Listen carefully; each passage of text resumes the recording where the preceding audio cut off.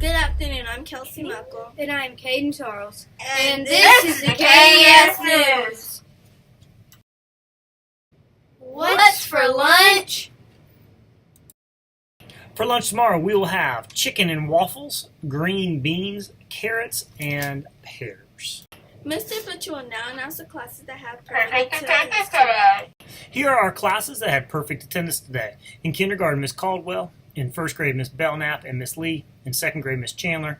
In third grade, Miss Holder. In fourth grade, Miss Ham. Fifth grade, Miss Allen. Also, Miss Graham and Dr. Mays had perfect attendance today. Congratulations to those classes with perfect attendance. Our mission at KES is to boldly create ready, respectful, and responsible citizens that will have a positive impact on society. Mr. Bush will now share some examples of students being ready, respectful, and responsible. We say that ready means being in the right place at the right time with the right stuff. These boys in 5th grade are definitely ready in the computer lab.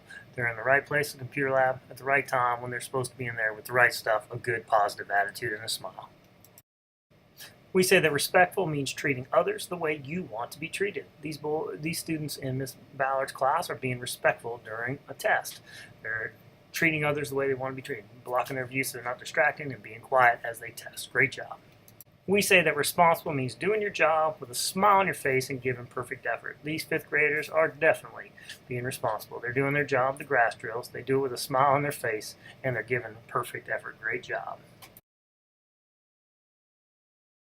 One thing I like to do every week is read my favorite comic books. Don't get me wrong, I like to read other books too, but I love reading comic books and seeing what my favorite superheroes are up to. But what about you?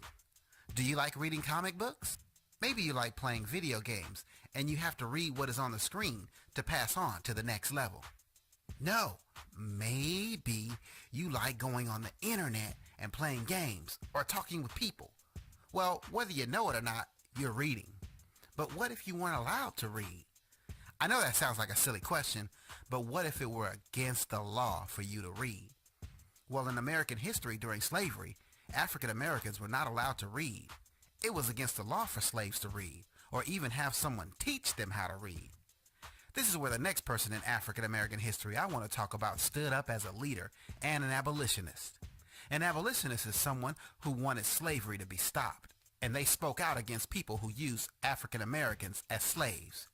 Right now, that person I want to talk to you about is one of the most famous African American abolitionists by the name of Frederick Douglass. Known as the most recognized African American leader before the Civil War, Frederick Douglass was born a slave. He never knew his father and was separated from his mother earlier in life. This is where as a slave he moved from plantation to plantation until one slave owner's wife helped him learn the basics of reading. Now, like I said before, at that time, teaching slaves to read was against the law, and when her husband found out, he stopped her from teaching Frederick. Although he didn't have a teacher, Frederick was still smart. Frederick wouldn't be stopped in growing and learning how to read. He watched other white children who learned in school and taught himself how to read later. This got him into trouble because he also taught other slaves to read. When his master found out, he would beat Frederick because he did not want other slaves to learn reading like Frederick did. Frederick eventually stood up to the beatings and one day borrowed the papers of a free sailor and escaped to the North. When he arrived in the North, he found other people who were against slavery too. Like I talked about in the beginning, these people were called abolitionists. Frederick was really good at talking and speaking in front of people, and when he told the abolitionists about how he was treated as a slave, Frederick impressed them. Frederick later wrote a biography about his life. The biography told about everything that he went through in life.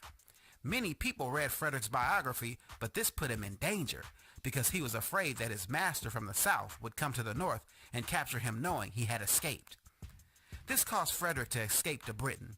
He would return years later once he had made enough money to purchase his freedom. Upon arriving back, Frederick spoke out during the Civil War. When it came to Frederick Douglass, he had respect all the way to the White House. Think about it like this. The president today is Barack Obama. Wouldn't it be cool if you could talk to Obama and he would listen to you? Well, Frederick Douglass had the ear of another famous president who would listen to him. That's right, Frederick Douglass gave advice to President Abraham Lincoln. Frederick convinced Lincoln to give more weapons to African Americans to help fight with the Union soldiers in the Civil War. Now, being a great leader in history, Frederick spoke out against the poor treatment of African Americans in the United States. Many looked at Frederick's life and thought, why didn't he just escape slavery and live out his days in peace as a free man? But that wasn't in the cards for Frederick. This was something that he knew he couldn't do, and was not acceptable to just go out and live a free life while others were being treated poorly. So for standing up and speaking out against slavery and the poor treatment of African Americans, Frederick Douglass will always be one of the greats in African American history. All right, one of our goals at Kennedy Elementary School is to make sure that everyone is reading on grade level by the end of the year. And the best way to become a better reader is to read. And the best way, if you're a kindergartner, to be able to read better is to know your sight words. Yeah. And so our kindergarten teachers have been challenging our students to not only know 50 sight words, but to know 100 sight words, which takes them not all of kindergarten, but more than kindergarten sight words. So we have our first 8 students. There's really only 7 here, but our first 8 students in kindergarten who have done it. It is Benjamin Birdsong. Give me a high five. Okay, it is Brendan Winnington. Give me a high five. It is Riley Tucker. Give me a high five. Braden Johnson, right? Bryson Johnson. Bryson Johnson, give me a high five. Rogelio! Give me a high five. Favor Masson. And Bridget Sorrells back there. Oh, hurt my hand. All right, so these guys have gotten 100 sight words, and you know what? They're not done. They're going to try and get 200 sight words by the end of the year. That's how smart they are. They're going to do that. But before getting their 100 sight words, they're going to get a Tootsie Roll Blow Pop, and because they're doing their job with a smile on their face and giving Perfect effort. they're also going to get a Dragon Dollar. I want some more kindergartners up here because if you know your sight words, you know how to read. The more sight words you know, the easier it is to read. That's all the announcements for today. Thank you for being a ready, respectful, and responsible student who is focused on graduating in the year. Because when you are a ready, respectful, and responsible student who is focused on graduation, you are Boldly committed to student success. It is now time for our car riders to come to the gym. When you come to the gym, you need to walk on the right side of the hall and be silent. When you get to the gym, you need to sit at your grade level rows and be silent to hear a car being called. If you're a bus rider, you need to pay attention to the announcement so you can hear your bus being called. When your bus is called, please make sure you go straight to your bus.